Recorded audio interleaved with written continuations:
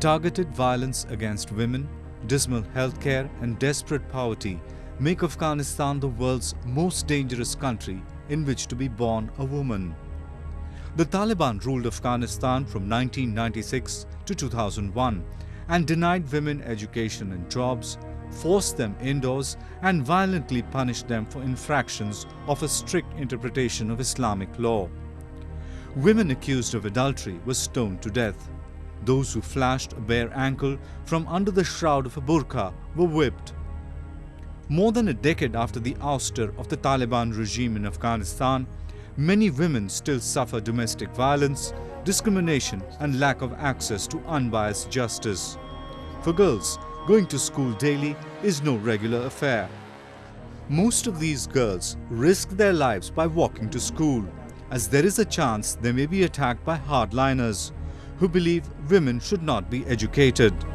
"90% of women in Afghanistan are illiterate, and 1 in every 3 women experience physical, psychological or sexual violence." The fall of the Taliban in 2001 may have brought change for many women in major urban areas, but they still face problems in the Taliban strongholds.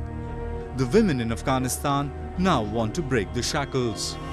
مگر ما مقاومت داریم به مقابل هر نوع تروریسم باشه، در مقابل همه خیانت‌هایی که به مقابل زنها میشه ما مقاومت میکنیم، با اونها مبارزه میکنیم، میخوایم که همیشه آزاد زندگی کنیم و یک زندگی بسیار آبرومند و باعزت داشته باشیم. Braving threats and intimidation from the Taliban, a record number of women candidates stood during the Afghan parliamentary election in 2010. They, however, hold tenuous grip on their hard-won rights, the right to vote and education, but are determined to bring about a change for their coming generations.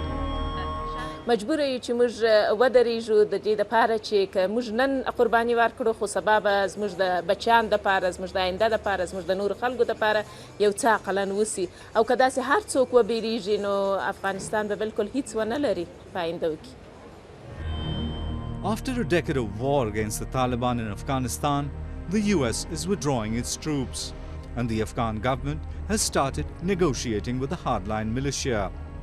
The Afghan women fear this will be at the detriment of their hard-won rights. Women's rights groups in Afghanistan are demanding that women have an equal seat at the negotiating table and an equal voice in determining their future and the future of their country.